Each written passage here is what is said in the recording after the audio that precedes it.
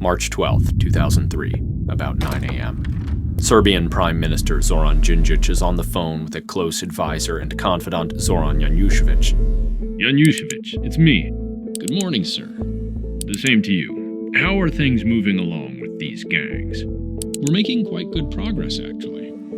Good. I worry maybe I didn't make the right call firing Savic and Barcanovic last month. No, it was the right move. No more leaks as far as we can tell. Spasojevic and the Zemun gang won't know what hit them. Well, good. That's good. Thank you. Anyways, I'll be in this afternoon after some meetings. We'll talk more then. Later that day, around 12:35 p.m., Đinđić's motorcade turns into the parking lot at Nemanjina 11. Đinđić's driver needs no reminder that his boss prefers to avoid the government headquarters' secure tunnel passage, and he pulls the car up to an exterior entrance instead. The security team exits the other vehicles and forms a perimeter while Đinđić's top bodyguard gets out, opens his boss's door, and turns to grab some crutches. Đinđić's lower left leg is in a cast thanks to an Achilles injury from a soccer match the week prior. Handing off the crutches, the bodyguard then goes for the Prime Minister's briefcase as Đinđić starts toward the entrance. Then Zoran Đinđić is shot. Immediately, building security drags him inside to safety, shouting that someone should call an ambulance. Alerted by the commotion, Đinđić's confidant Janjušević appears on the scene, stunned. He kneels down by the Prime Minister and finds he's still alive but bleeding heavily. Janjušević tells security to forget the ambulance and to help him carry the Prime Minister to the car.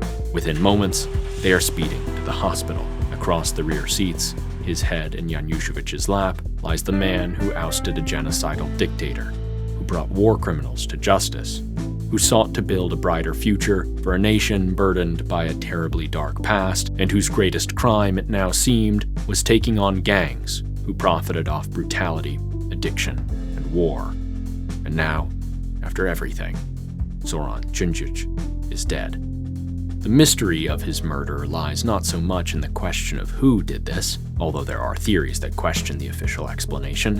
Zvezdan Jovanović pulled the trigger at the behest of his boss, notorious gangster Dušan the Duke Spasojevic, and his former commander, Special Operative Milorad Legion Uljamek. Rather, it lies in the question, how did this happen? A mystery which requires unraveling the interwoven stories of these men, Legion, Duke, Đinđić, and others who, some for better, others for worse, had a hand in shaping the fate of this young nation. Those stories begin in the 1990s, when Serbia's mother country, the Socialist Federal Republic of Yugoslavia, was coming apart, thanks largely to ethnic tensions stoked by Serbia's president Slobodan Milosevic.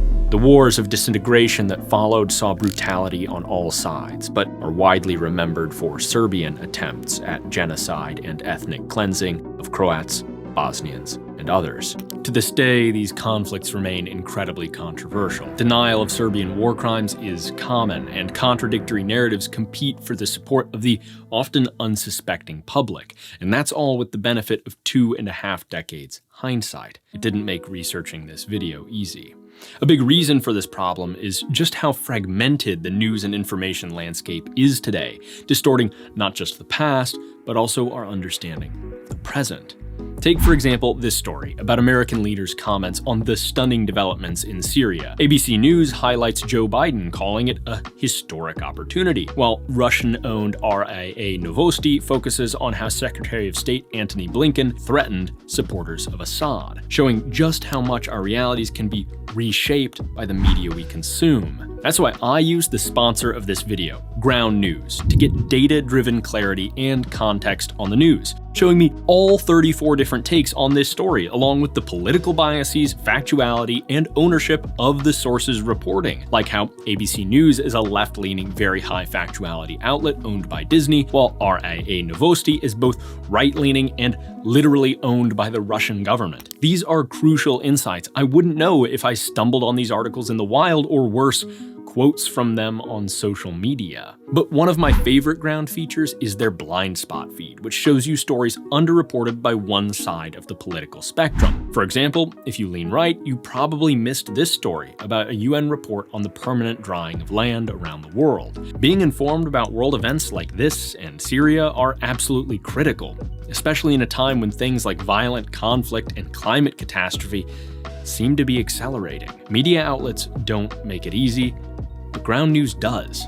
That's why I'm proud to offer 50% off Ground's Vantage plan, the plan that I use for unlimited access to all their amazing features. So get 50% off this incredible tool using our link or by scanning that QR code. So thank you to Ground, and now back to the Balkans.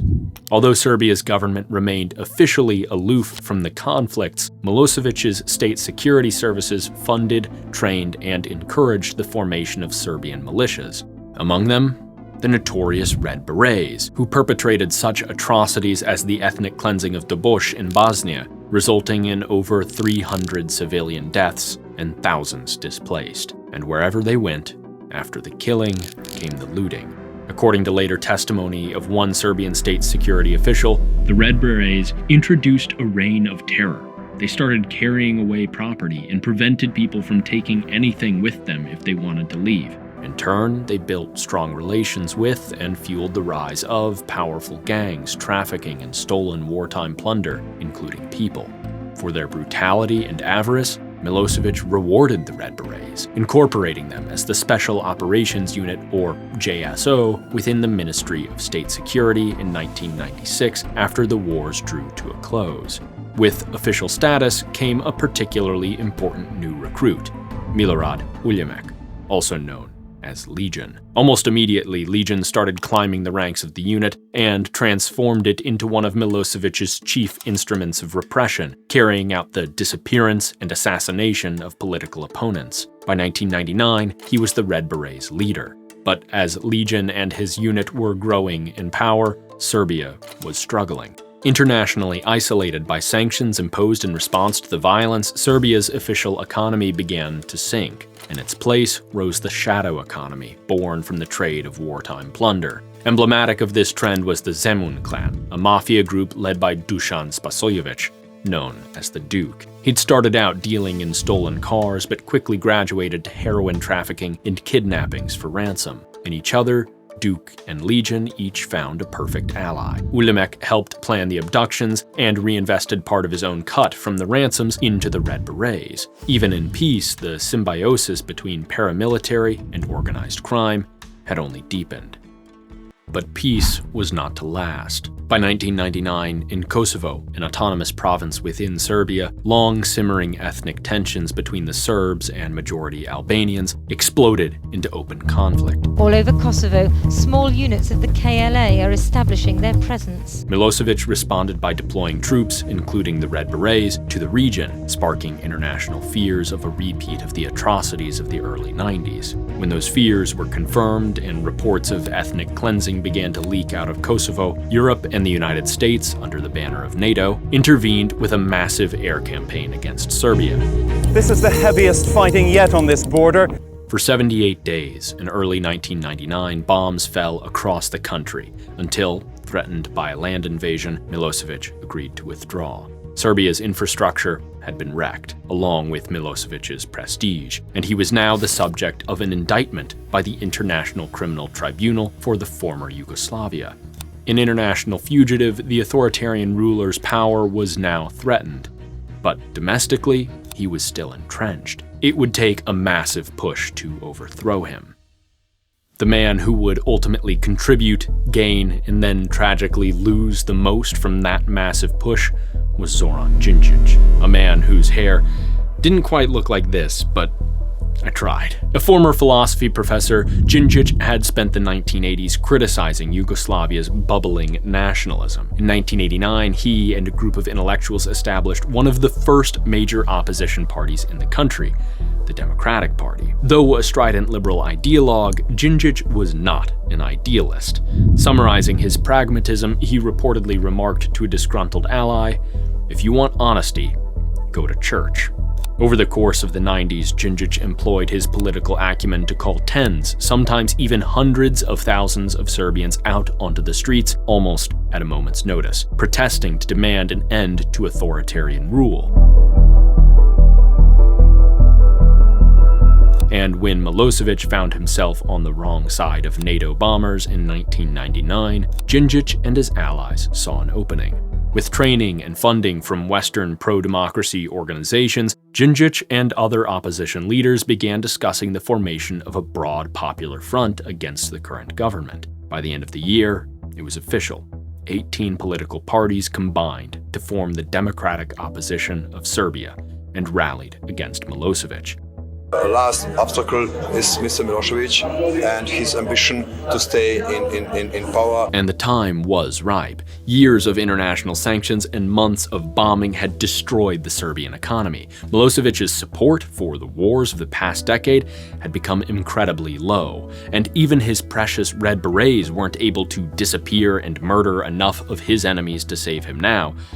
There were just too many. Yet perhaps not comprehending just how dire his situation was, in July of 2000, Milosevic decided to call early elections for the presidency of Yugoslavia, which by now was limited to Serbia and neighboring Montenegro, reduced by the losses of Croatia, Bosnia-Herzegovina, Macedonia, and Slovenia. Đinđić faced a difficult choice.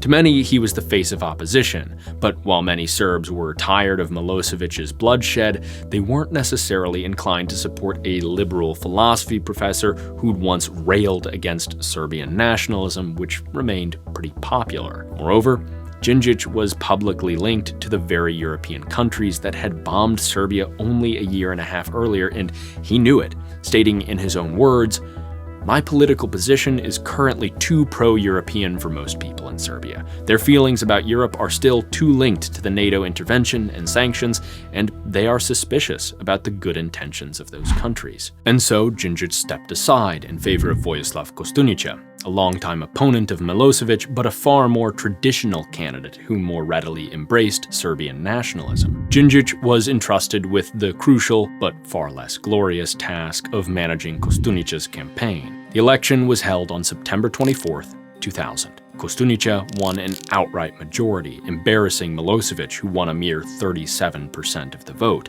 After over a decade in power, Slobodan Milosevic had been rejected by his own people. Claiming that Koštunica hadn't actually won a majority, Milosevic demanded a second round of voting. In response to this obvious power grab, protests erupted across the country and crowds descended on Belgrade. Except Milosevic and his lackeys still had the guns. While the opposition movement planned a massive protest for October 5th, Đinđić and the other leaders were concerned that the police, and Legion's notoriously brutal Red Berets in particular, would unleash deadly force against the demonstrators. And so, on the night of October 4th, Zoran Đinđić, the man who said that those who wanted honesty in politics should instead go to church, once again making a fateful choice, got into the back of a Jeep in downtown Belgrade and sat across from Milorad Uljamek, the man who would, in 2003, have him killed. But that was years away. On this night in 2000, they struck a deal. If the Red Berets refused to follow Milosevic's inevitable order to put down the protests, the protesters would steer clear of Legion's men. More importantly, the deal effectively secured the unit's continued existence in the post-Milosevic regime. The next day, over 500,000 Serbians flooded the streets of Belgrade. Milosevic ordered his loyal Red Berets to defend the regime, but Legion told his men to stand down. For Milosevic, the jig was up.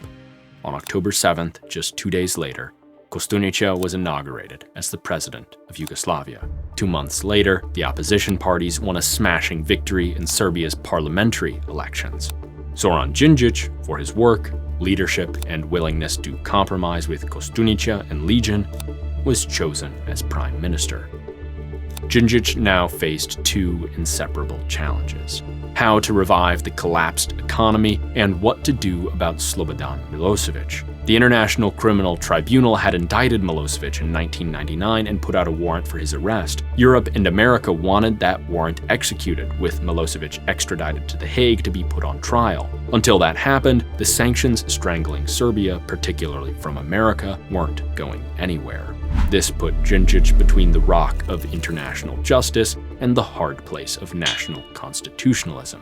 Because Yugoslavia's old constitution, written under Milosevic, was still in force, and it said in plain terms that a Yugoslav citizen may not be deprived of his citizenship, deported from the country, or extradited to another state. Đinđić had no authority to disobey. Now, Milosevic had been arrested not long after his ousting, but that was for domestic crimes of corruption and abuse of power. That didn't help with the issue of extradition, and Koštunica, with whom Đinđić almost immediately experienced a falling out, refused to greenlight a constitutional amendment or exception. And on June 28, 2001, the Yugoslav Federal Court concurred with Koštunica, ruling that Milosevic could not be extradited. Đinđić was, yet again, faced with a difficult choice, his options constrained by a constitution written by the government he had just helped overthrow, and international actors who had a life or death say over his country's economy. And so, he convened a meeting of his cabinet. They held a vote. 15 ministers, including Đinđić, voted to extradite Milosevic. Just one voted against, while 6 abstained. Within hours, Slobodan Milosevic, the architect of a decade of brutal civil violence, ethnic cleansing, and genocide, was put onto a plane and flown to The Hague. It was a blatantly unconstitutional act by Đinđić and his government, yet one done out of both a desire to achieve a higher justice that transcended the law and a practical need to provide for his people. In Đinđić's own words, "We should fulfill certain conditions to be accepted as a partner. The conditions are to accept the rules of this democratic world, to cooperate with international organizations.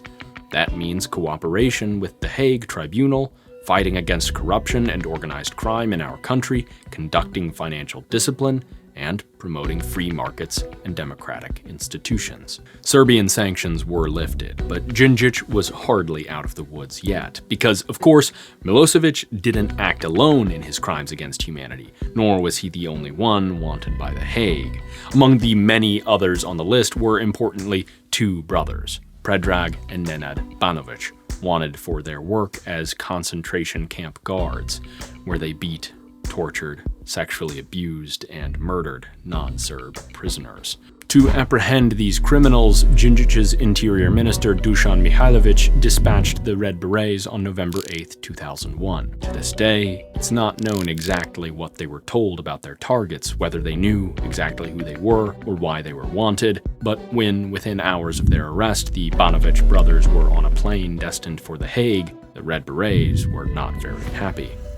On November 9th, they mutinied. The Red Berets, many of whom served as security for government officials, simply didn't show up to work, instead blockading themselves in their headquarters at Kula and issuing a statement demanding Mihajlovic's resignation, saying, "The unit was deceived and led to perform an illegal and unconstitutional act against its will. Given that the law on cooperation with the Hague Tribunal has not yet been passed, we reject any order issued in that direction. Members of this unit will not be hunters of Serbs persecuted like beasts without any basis in law."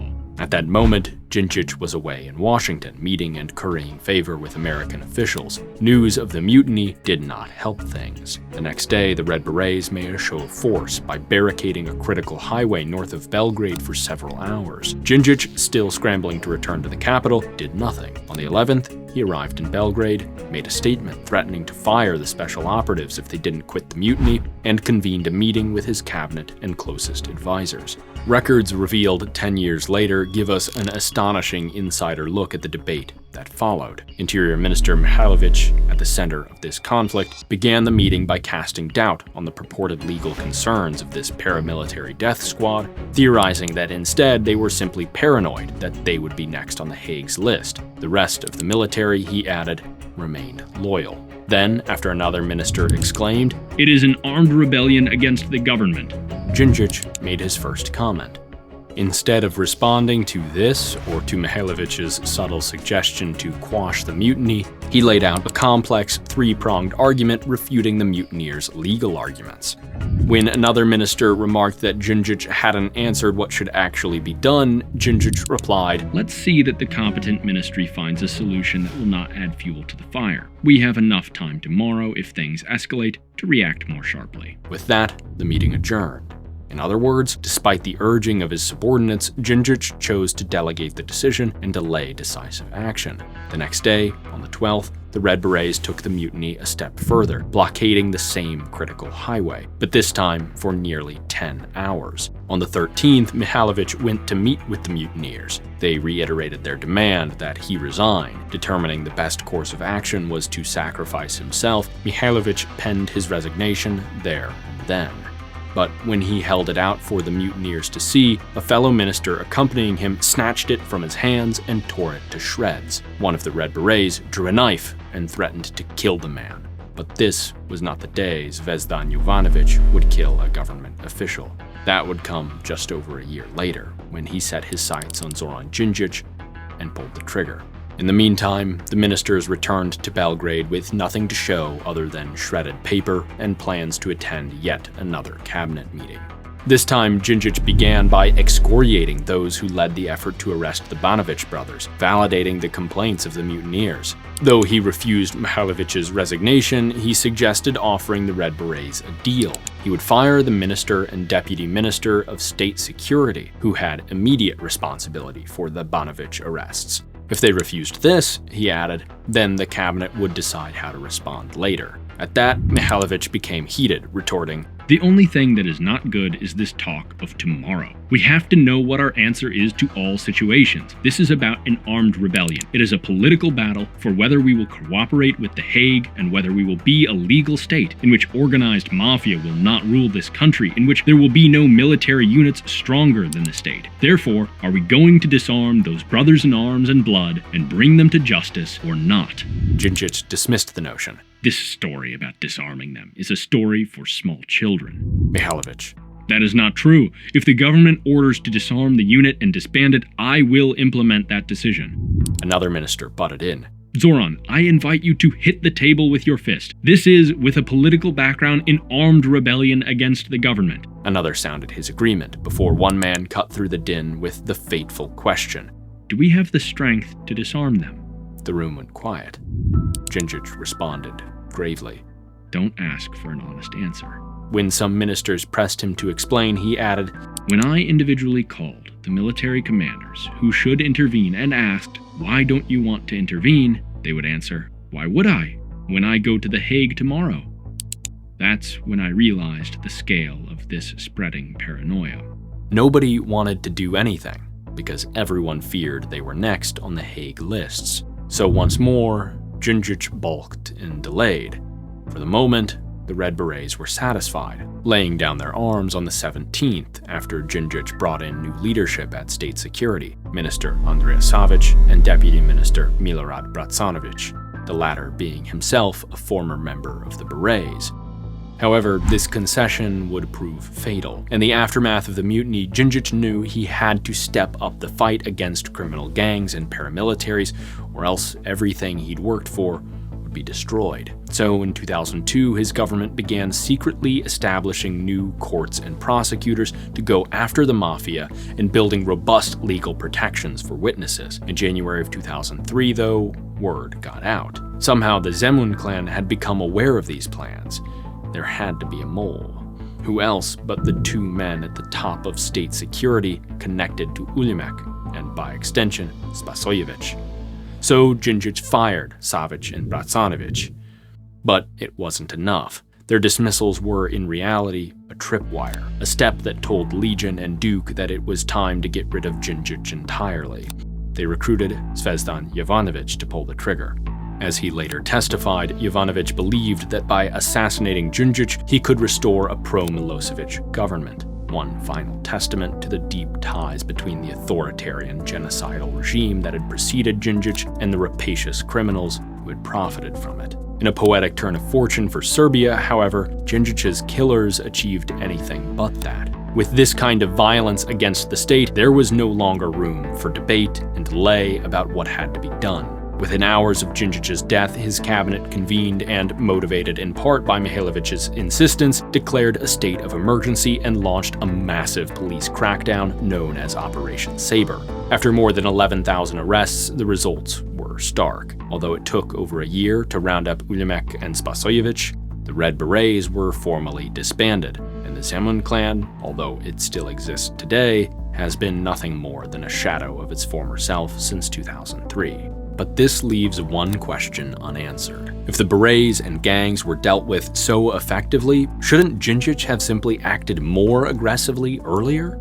There's no doubt that he needed Uljamek's men on October 5th, 2000. If he hadn't convinced them to step aside, Milosevic might have stayed in power. But by the time of the mutiny in late 2001, it wasn't so obvious anymore. The deliberations show that there was a real belief among some officials that this was the moment to put the Red Berets out of business, a move that, if successful, would have freed up the government to take action against the nation's gangs as well. Yet Đinđić hesitated. Because he inherited a brutal dilemma. He was attempting to build a new just society with the bricks and stones of a repressive, genocidal dictatorship. In his quest, the tools at his disposal, the Red Berets, the army, the constitution, were all tainted by the old regime. On the one hand, he had to extradite Milosevic and men like the Banović brothers. He had to clean house, but to do so meant leveraging the laws crafted to prop up dictatorship and calling on the assistance of the very men who feared, not without reason, that cleaning house meant that they were about to be swept away too. Next on the Hague lists, relying on, occasionally conceding to, the institutions and personnel of the old political order does not necessarily render the efforts of transition disingenuous. Men like Zoran Đinđić, Janušević, Mihaljević, and so many more gave everything in their earnest mission to build democracy. Yet today, despite their efforts, Serbian democracy lags and is even backsliding. Organized crime resurged in the 2010s and continues to plague the country. Because transitioning to a functioning democracy is not easy work, nor is it guaranteed. Even when successful, it's a slow process full of fits and starts. In the case of Serbia, the forces of the old order were deeply entrenched in the state security system, and the ravages of war had empowered criminal elements at the expense of the public. It was never going to be easy because there can be no clean break with the past.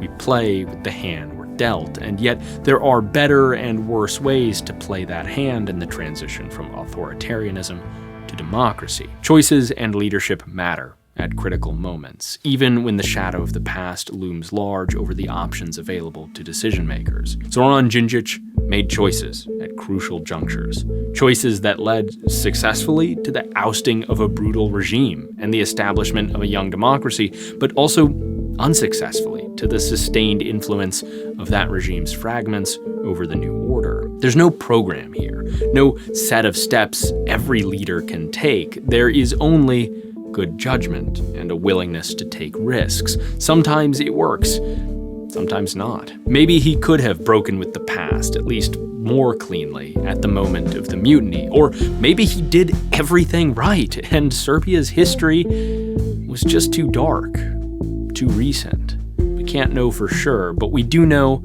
that he tried, and that in killing him, his assassins only empowered the allies of Serbian democracy and enshrined his memory as a man who sought, amidst the pain and tragedy, a glimmer